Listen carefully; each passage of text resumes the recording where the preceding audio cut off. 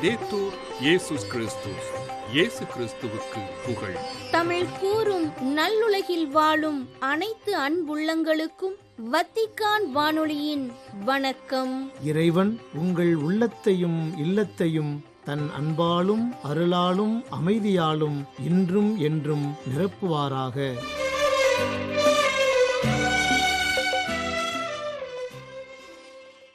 இன்றைய நம் ஒலிபரப்பு உங்களுக்கு வழங்கவிருப்பன தடம் தந்த தகைமை மற்றும் பல்சுவை.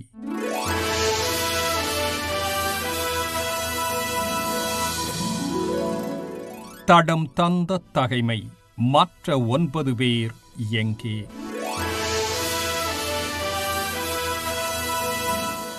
இயேசு சமாரியரிடம், 10 பேர்களின் நோயும் நீங்கவில்லையா? மற்ற 9 பேர் எங்கே? கடவுளை போற்றிப் புகழ அந்நியராகிய உம்மைத் தவிர வேறு எவரும் திரும்பி வரக் காணோமே. எழுந்து செல்லும், உமது நம்பிக்கை உமக்கு நலமளித்தது என்றார். தேவைக்குக் கடவுளை தேடி வந்து தேவை முடிந்தபின் அவரை தேடா மனநிலை மனிதர் பலருக்குள் உண்டு. இந்த உணர்வே தொழுநோயாளர் வழியாக வெளியானது. அவர் ஒரு சமாரியர், யூதரின் பகை குழுமத்தைச் சார்ந்தவர்.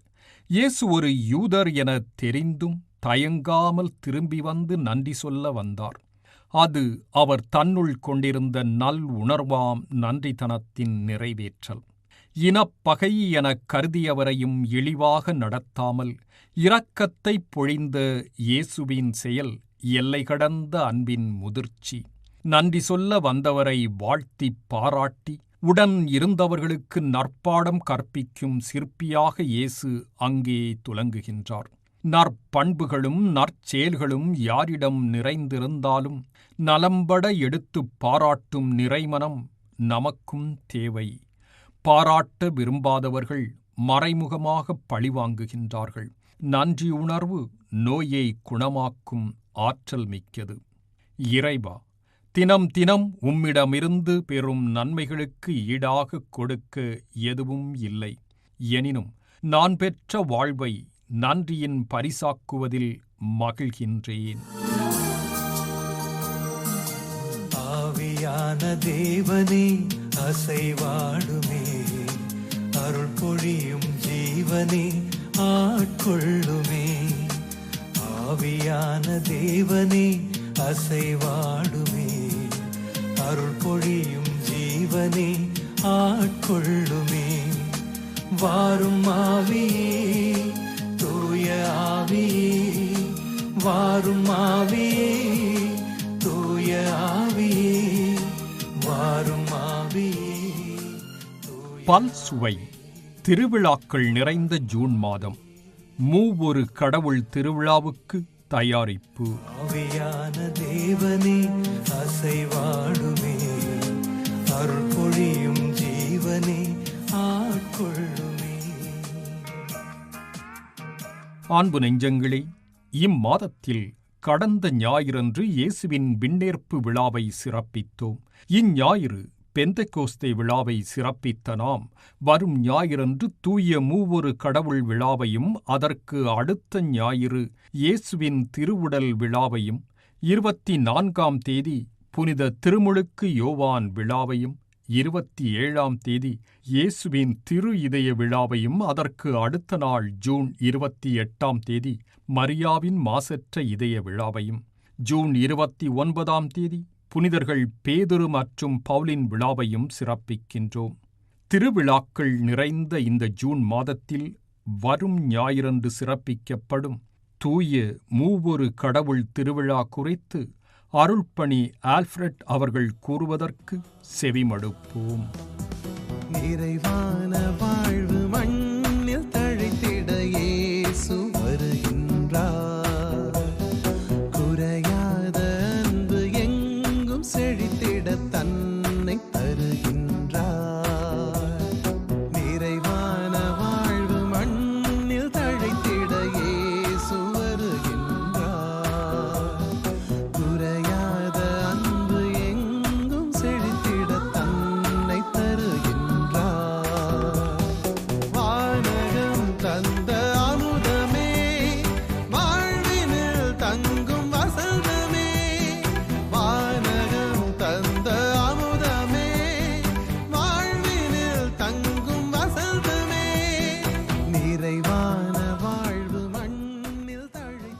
ஆண்டவருடைய வழிகள் மிகவும் வித்தியாசமானது.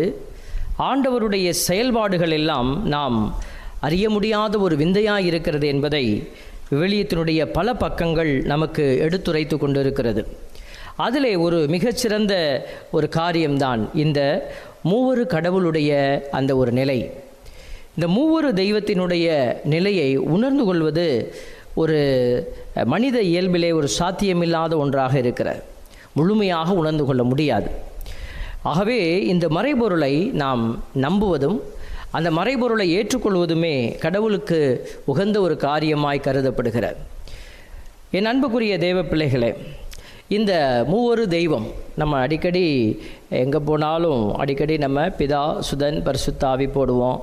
ஏதாவது கோயிலை பார்த்துட்டோம்னா உடனே தந்தை மகன் தூய ஆவியின் பேராலே இந்த அடையாளத்தை நம்ம வரைவது வழக்கம். சிறு குழந்தைகளுக்கு நம்ம உடனே ஆரம்ப நிலையிலேயே இந்த பிதாசுதன் பரிசுத்த ஆவியின் பேராலே நம்ம சொல்லிக் கொடுப்பது வழக்கம். இப்படி நம்மளுடைய வாழ்வினுடைய ஒரு கிறிஸ்தவருடைய வாழ்க்கை எப்படி இந்த மூவரு தெய்வத்தினுடைய நிலையிலே இணைந்திருக்கிறது என்பதை நம்மால் உணர முடிகிறது. இந்த இடத்துல கிறிஸ்தவர்கள் அப்படின்னு பொதுவாக கூட சொல்ல முடியாது. கத்தோலிக்கர்கள், கத்தோலிக்க திருச்சபை அப்படின்னு சொல்லுகிற போது நம்ம தைரியமாக சொல்ல முடியும். தந்தை மகன் தூய ஆவியின் பெயராலே இந்த மூவொரு தெய்வத்தினுடைய ஆழமான நிலை அழுத்தமாய் உணர்த்தப்படுகிற ஒரு திரு அவை கத்தோலிக்க திரு அவை. ஏன் மற்ற கிறிஸ்தவ சபைகளை சொல்ல முடியாதுன்னு சொன்னால், ஒரு சில சபைகள், ஒரு சில திரு அவைகள் என்ன செய்கிறது, இந்த மூவொரு தெய்வத்தினுடைய நிலையை ஏற்றுக்கொள்கிறாங்க. இந்த மூவொரு தெய்வத்தினுடைய நிலையை ஏற்றுக்கொள்ளாத கிறிஸ்தவ சபைகளும் இருப்பதனாலே நம்மால் எல்லா கிறிஸ்தவர்களும் இந்த மூவொரு தெய்வத்தினுடைய நிலையை ஏற்றுக்கொள்கிறார்கள் என்று நம்மால் சொல்ல முடியாது. ஆகவே தான் நம்ம கத்தோலிக்க திரு அவையினுடைய இந்த கட்டுப்பாட்டுக்குள்ளிருந்து இந்த காரியத்தை நம்ம அலசி ஆராய்கிறோம், பார்க்கிறோம். கடவுள் எப்படிப்பட்டவராக இருக்கிறார்? 3 ஆட்களாய் செயல்படுகிறார். ஆனால் 3 தெய்வம் அல்ல, அவர் ஒரே தெய்வமாய் இருக்கிறார். ஒரே கடவுள் 3 ஆட்களாய் செயல்படுகிறார். இது பலருக்கு புரியாதவங்கெல்லாம் கிண்டல் பண்ணுவாங்க. என்னமோ பிதா கடவுளுங்கிறான், சுதன் கடவுளுங்கிறான், பிதா பரிசுத்தாவி கடவுளுங்கிறான், 3 கடவுள் தானடானா, இல்லை ஒரே கடவுளுங்கிறான் அப்படின்னு சில பேர் எள்ளி நகையாடுவதை எல்லாம் நான் யூடியூப்பில் பார்த்துருக்கிறேன். இது ஒரு புரிய முடியாத ஒரு கடவுளுடைய மாண்பினுடைய பேராற்றல். நம்மளுடைய கத்தோலிக்க திரு அவையினுடைய அந்த கற்பிக்கிற அடையாளம், catechism of the Catholic Church, அது உள்ளே போய் பார்த்தீங்கன்னா நிறைய விஷயங்கள் சொல்லப்பட்டிருக்கிறது. அதில் 234வது எண்ணிக்கையில் the mystery of the most holy trinity, சாதாரண ட்ரினிட்டி இல்லைங்க, மோஸ்ட் ஹோலி ட்ரினிட்டி, மிகவும் பரிசுத்தமான அந்த திருத்துவம் is the central mystery of Christian faith and life. It's the central mystery. அதாவது நம்மளுடைய நம்பிக்கை வாழ்க்கையினுடைய மையமாக இருக்கிறது. நம்மளுடைய வாழ்க்கையின் நம்பிக்கையினுடைய அல்லது வாழ்க்கையினுடைய மையமாக இருக்கிற ஒரு அடையாளம் எதுன்னா இந்த திருத்துவத்தினுடைய மூவொரு கடவுளுடைய அடையாளம். இது என்ன சொல்லுகிறதுனா, இட் இஸ் தேர்ஃபோர், அதனால் the source of all the mysteries of faith. நம்ம வச்சிருக்கிற மற்ற மறை உண்மைகள், திருவருட்சாதனங்கள், இதெல்லாம் எல்லாவற்றிற்கும் மையமாக இருக்கிற இந்த அடையாளம்தான் இந்த மூவொரு கடவுளுடைய அடையாளம். The light that enlightens them. இதுதான் நமக்கு ஒரு பேரொளியாக இருந்து மற்ற எல்லா அருட்சாதனங்களுக்கும் மறைபொருளாக இருக்கக்கூடிய காரியங்களுக்கும் இது ஒரு உன்னதமான ஒரு வெளிச்சமாக இருக்கிறது என்பதை, it is the most fundamental and essential teaching in the hierarchy of the truths of faith. இதுதான் அடிப்படை. அந்த நம்ம விசுவாசத்தினுடைய படிநிலைகளை பற்றி பேசுகிற போது அடிப்படையில் இருக்கக்கூடியது இந்த மூவொரு தெய்வத்தினுடைய நிலை. இதை உணர்ந்து கொள்ள மறுக்கிறவர்களால் மற்ற உண்மைகளை ஏற்றுக்கொள்ள முடியாது.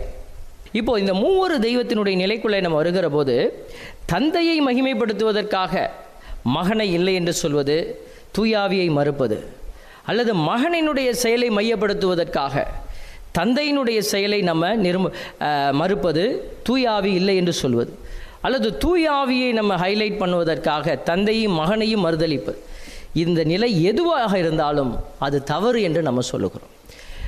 ஆகவே தான் இந்த திருச்சபையினுடைய இந்த ரகசியத்தை புரிந்து அதை விசுவாசமாக நம்ம ஏற்றுக்கொள்வது என்பது மிகவும் கடினமான ஒரு காரியம். அதனால தான் சொல்கிறோம் சிம்பிள் ஃபெய்த், பிலீவ், அவ்வளோதான். குருமடத்தில் படிக்கிற போது எங்களுக்கு சொல்லிக் கொடுப்பாங்க, உன்னுடைய பேராசிரியர்கள் ஒரு செடியை தலைகீழாக நடுன்னா நீ நடு, அவ்வளோதான், ஒபே த ஆர்டர். இப்போது ஒரு ஒரு ஒரு ஃபார்மேஷனில் ஒரு பெரியவர்களுடைய சொல்லை வந்து நம்ம கீழ்ப்படியணுங்கிறதுக்கு அவங்க சொல்லிக் கொடுக்குற ஒரு அருமையான ஒரு அடையாளம் தான் இது. ஒரு செடியை ஒரு தலைகீழாக நடுன்னு சொல்கிறாரா, நீ நடு, அவ்வளோதான். அது வளருமா வளராது, அதை பற்றி கவலைப்படாது. அதே போல தான் திரு அவை நமக்கு கற்றுக் கொடுக்குற சில காரியத்தில் நம்ம அறிவு நிலையை எட்டி வைத்து ஜெயிக்க முடியாது. கடவுள் ஆதித்தாய் ஆதி தகப்பனிடத்தில் ஏதோ இந்த மரத்தின் பழத்தை நீங்கள் சாப்பிடாதீங்க, அவ்வளோதான், வார்த்தை வைக்கப்பட்டது. ஏன் சாப்பிடக்கூடாது, எதற்காக சாப்பிடக்கூடாது, விளக்கங்கள் கொடுக்கப்படவில்லை. அதே போல தான் அந்த இடத்துல எதிர்பார்க்கப்பட்டது என்ன? சிம்பிள் ஃபெய்த், சிம்பிள் பிலீஃப், ஒரு சாதாரண ஒரு நம்பிக்கை. நீங்கள் அவர்கள் பிள்ளைகள் என்ன செய்யணும்? தந்தை சொல்லிட்டாரு, நான் நம்புகிறேன். அந்த நம்பிக்கையை தான் கடவுள் எதிர்பார்த்தார். அதில் தான் அவங்க தங்களை இழந்து போனார்கள். இன்றைக்கு தாய் திரு அவையும் இப்படிப்பட்ட பெரிய அடையாளமாக இருக்கிற ஒரு மாண்புக்குரிய பேராற்றல், கடவுளுடைய பேராற்றல் வெளிப்படுகிற அந்த அடையாளங்களில் நம்ம மாற்று கருத்துக்களை வைப்பதை விடுத்து கடவுளை எளிய உள்ளத்தோடு ஏற்றுக்கொள்ள முயற்சிப்பது. அதனால தான் எளியவர்கள் எல்லாம் பேறு பெற்றவர்கள் என்று சொல்லப்படுகிறாங்க. ஏழையரின் உள்ளத்தோர். ஏழையரின் உள்ளத்தோர் என்ன? காசு பணம் இல்லாமல் பஞ்ச பதாரியாக இருக்குது, அப்படியே இல்லை, ஏழையரின் உள்ளத்தோர். அப்போ இந்த கருத்து எனக்கு புரியல, நான் இதை என்ன சொல்லுகிறேன்? ஏற்றுக்கொள்கிறேன், அவ்வளோதான். கடவுளுக்கு முன்பாக நான் ஏற்றுக்கொள்கிறேன். பாருங்கள், 237வது எண்ணிக்கையிலே கூட the trinity is a mystery of faith in the strict sense. ஒரு அடிப்படையான ஒரு அழுத்தமான ஒரு உணர்வில் one of the mysteries that are hidden in God. One of the mysteries that are hidden in God. கடவுளில் மறைந்திருக்கிற ஒரு உண்மை, which can never be known unless they are revealed by God. கடவுள் விரும்பினா மட்டும்தான் இது நமக்கு அறிய பண்ண முடியும், அவர் தான் வெளிப்படுத்த முடியும். மற்றபடி இது நம்மளுடைய அறிவால் வெளிப்படுத்த கொள்ள முடியாத, அறிந்து கொள்ள முடியாத ஒரு உண்மை. To be sure, God has left traces of His Trinitarian being in His work of creation and in His revelation throughout the Old Testament. பழைய ஏற்பாட்டிலிருந்து நம்ம பார்க்கிற போது கடவுள் இந்த மூவொரு தெய்வத்திற்கான அடையாளத்தை பல நிலைகளில் நமக்கு விட்டு சென்றிருக்கிறார். அந்த வெளிப்பாடுகள் இதை நம்ம உணரணும். பாருங்கள், வேதம் சொல்லுகிற நம்மளுடைய கத்தோலிக்க திருவையினுடைய இந்த மறைக்கல்வியல் சொல்லுகிறது, inseparable in what they are. இந்த ட்ரினிட்டினா என்ன? பிதாசுத்தன் பரிசுத்தாவினா என்ன? Inseparable in what they are. அவங்க இருக்கக்கூடிய நிலையிலிருந்து அவங்க பிரிக்க முடியாத ஒரு பந்தத்துக்குள்ளே இருக்கிறாங்க. அதனால தான் நம்ம எளிய குழந்தைகளுக்கு எளிய முறையில் அந்த சின்ன குறிப்பிடத்தில் சொல்லிக் கொடுக்குறோம். என்னன்னா, தந்தை வந்து படைக்கிறாருங்க, தந்தை வந்து கிரியேட்டர் ஆஃப் த வேர்ல்டு. மகன் என்ன செய்கிறாரு? பாவத்திலிருந்து மீட்டெடுக்கிறார், அவருக்கு பணி அதுதான். பரிசுத்த ஆவி என்ன செய்கிறாரு? மீண்டுமாய் புது படைப்பாய் மாற்றுகிறார், புதிய ஆற்றலோடு நம்மை பலப்படுத்துகிறார். என் அன்புக்குரிய பிள்ளைகளே, இதுதான் ஆண்டவருடைய ஒரு செயல்பாடு, ஒரு சாதாரணமாக நம்ம புரிந்து கொள்வதற்கு. ஆகவே இந்த மூவொரு தெய்வம் மிக ஒரு அழகான வடிவம். நம்மளுடைய பரிசுத்த கத்தோலிக்க திருச்சபையில் நம்ம நம்பி இருக்கிற இந்த தந்தை மகன் தூயாவிங்கிற ஒரு நிலை வந்து ஒரு விவாதத்திற்குரிய ஒரு காரியமாய் பார்த்தா நீங்கள் நிம்மதியாக கிறிஸ்தவத்துக்குள்ளே எங்கேயுமே இருக்க முடியாது. அதை ஒரு அன்புக்குரிய, ஒரு ஆழமான, நம்மை மேம்படுத்துகிற ஒரு அதிசயமான உண்மையாக நீங்கள் பார்த்தீங்கன்னாக்க, அதை ஒரு மகிழ்ச்சியுள்ள ஒரு அடையாளமாய் நீங்கள் பார்த்தீங்கன்னா கண்டிப்பாக ஆண்டவர் உங்களுக்கு இதை இன்னும் அதிகம் புரிய வைப்பார். நம்ம வெறும் விவாதத்திற்குரிய அடையாளமாக எடுத்துக்கொண்டு பிதாவா சுதனா பரிசுத்தாவியா பிதாவா இப்படி நம்ம கூறு போட்டு விற்பதற்காக அல்ல, மாறாக நம்மை நாம் இன்னும் ஆண்டவருக்குள் ஆழப்படுத்துவதற்காக இந்த திட்டங்கள் எல்லாம் நமக்கு மறைபொருளாகவே இருக்கிறது. கொரிந்தியருக்கு எழுதப்பட்ட முதல் திருமுகத்தில் 8வது அதிகாரத்தில் நம்ம பார்க்குறோம், விண்ணிலும் மண்ணிலும் தெய்வங்கள் என்று சொல்லப்படுபவை பல இருக்கலாம், தெய்வங்கள் பலவும் ஆண்டவர்கள் பலரும் உள்ளனர், ஆனால் நமக்கு கடவுள் ஒருவரே. ஒரு சகோதரர் இந்த கேள்வி கேட்டிருந்தார், தெய்வங்களுக்கு முன்னிலையில் நான் உம்மை போற்றி புகழ்வேன் என்று பைபிள் எழுதியிருக்கேன் ஃபாதர், அது என்ன அப்படின்னு. இந்த கொரிந்தியருக்கு எழுதப்பட்ட திருமுகத்தில் பவுலடியார் கூட சொல்கிறார், தெய்வங்கள்னால் அன்று வாழ்ந்த காலகட்டத்தில் நிறைய பேர் நிறைய தெய்வங்களை தங்கள் கண்களுக்கு முன்பாக வைத்திருந்தாங்க. அப்படிப்பட்ட ஒரு நிலையில் தான் நீ எந்த தெய்வத்தை வச்சாலும், அத்தனை தெய்வங்களுக்கு முன்னாடி நான் என் தெய்வத்தை நான் உயர்த்தி பேசுவேன், என் தெய்வத்தை நான் புகழ்ந்து பாடுவேன். இதுதான் பவுலடியார் இதை சொல்கிறார். அதே உலக்கருத்தை உள்வாங்கி, எத்தனை தெய்வங்கள் உனக்கு முன்னாடி தெய்வங்கள் என்று சொல்லி கொண்டு இருந்தாலும் நமக்கு கடவுள் ஒருவரே. நீ அவங்களுடைய எண்ணிக்கையில் போய் எண்ணங்களில் போய் நீ என்ன செய்தார் நுழையாத. உனக்கு கடவுள் ஒருவரே, அவரே நம் தந்தை, அவரிடமிருந்தே அனைத்தும் வருகின்றன, அவருக்காக நாம் இருக்கின்றோம். அவ்வாறே நமக்கு ஆண்டவரும் ஒருவரே, அவரே இயேசு கிறிஸ்து, அவர் வழியாகவே அனைத்தும் வருகின்றன, அவர் மூலமாகவே நாம் வாழ்கிறோம். பாருங்கள், தந்தையும் மகனையும் மிக அழுத்தமாய் அவர் வெளிப்படுத்துகிறார். ஆனால் இவ்வறிவு எல்லாரிடமும் இல்லை என்பதையும் பதிவு செய்கிறார். 7வது இறைவசனம் 1 கொரிந்தியர் 8:7. 2 கொரிந்தியர் 13:13 பார்க்குறோம். ஆண்டவர் இயேசு கிறிஸ்துவின் அருளும் கடவுளின் அன்பும் தூய ஆவியாரின் நட்புறவும் உங்கள் அனைவரோடும் இருப்பதாக. இதை தான் திருப்பலியில் முதல் பகுதி தந்தை மகன் போட்ட உடனே நம்ம இந்த வார்த்தைகளை சொல்வதை நம்ம பார்த்துருக்குறோம். குருவானவர் சொல்லுவாங்க பாருங்கள், ஆண்டவர் இயேசு கிறிஸ்துவின் அருள். இயேசு கிறிஸ்துவர் முன்னாடி வைக்கிறார், தந்தையை 2வது வைக்கிறார், 3வது பரிசுத்த ஆவியை வைக்கிறார். அப்போது இந்த பரிசுத்த ஆவிக்கும் மகனுக்கும் மையமாக இருந்து செயல்படுவது இந்த தந்தை தான். இந்த கடவுளின் ஆவி எங்கிருந்து வருகிறது? தந்தையிடமிருந்து இறங்கி வருகிறது. மகன் எங்கிருந்து வந்தார்? தந்தையிடமிருந்து வந்தார். இப்போ கடவுள் இந்த பூமியில் மனிதர்களுக்கு உதவி செய்யணும்னா எப்படி உதவி செய்வார்? மகன் வழியாகத்தான் உதவி செய்வார். பாருங்கள், இந்த உலகத்தை பொறுத்த மட்டும் இல்லை, மகன் 1வது ஆளாக இருக்கிறார். கடவுள் தன்னை 2வது ஆளாக வைத்து கொண்டார் செயல்பாட்டின்படியாக. ஆனால் செயல்படுகிற விதத்தில் கடவுள் தான் செயல்படுறார். அப்போ கடவுள் செயல்பட வேண்டும் என்று சொன்னால் யாரை முதன்மையாக பயன்படுத்துவார்? தூய ஆவியை பயன்படுத்துவார். இப்போ எது முதன்மையான ஒரு அடையாளம் நம்மளால் சொல்ல முடியுமா? சொல்ல முடியாது. அதனால தான் பாருங்கள், ஆண்டவர் இயேசு கிறிஸ்துவின் அருள் மனிதராக இருக்கிற நம்மளுடைய நிலையிலிருந்து பவுலடியார் எடுத்து வைக்கிறார். கடவுளின் அன்பு, தூய ஆவியாரின் நட்புறவு உங்கள் அனைவரோடும் இருப்பதாக. நம்முடைய மதர் தெரசா சொல்லுவாங்க, love until it hurts you. அது காயப்படுத்தும் வரை நீ அன்பு செய்து கொண்டே இரு. இந்த அன்பைத்தான் கடவுள் நமக்கு கொடுத்து அவர் மீண்டும் காயப்பட்டு கொண்டு தான் இருக்கிறார்.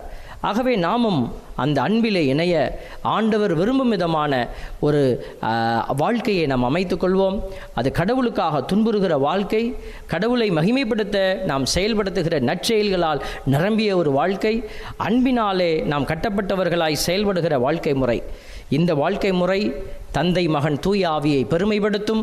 அப்படி பெருமைப்படுத்துகிற ஒவ்வொருவருக்கும் தந்தை மகன் தூய ஆவி மூவருவருமாய் இருந்து அவர்கள் நம்மை ஆசீர்வதிப்பார்கள்.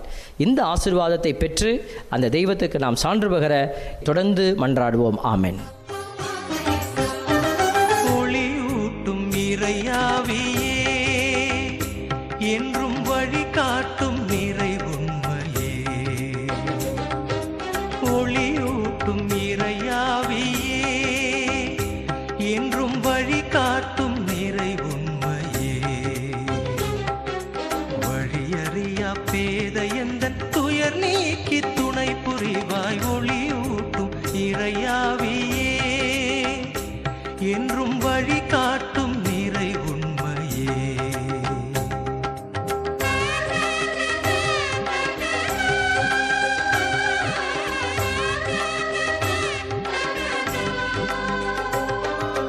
அருளாகி பொருளாகி உயிர்களுக்குள் உயிராகி வாழ்வோடு போராடும் நலிந்தவர்க்கு திடமாகி. அருளாகி பொருளாகி உயிர்களுக்குள் உயிராகி வாழ்வோடு போராடும் நலிந்தவர்க்கு திடமாகி. வரும் ஞாயிறன்று சிறப்பிக்கப்படும் தூய மூவொரு கடவுள் திருவிழா குறித்து இதுவரை நமக்கு மறையுரை வழங்கியவர் அருள்பணி ஆல்பர்ட். இத்துடன் இன்றைய ஒலிபரப்பை நிறைவு செய்து உங்களிடம் நன்றி கூறி விடைபெறுவது வத்திக்கான் வானொலி. வணக்கம்.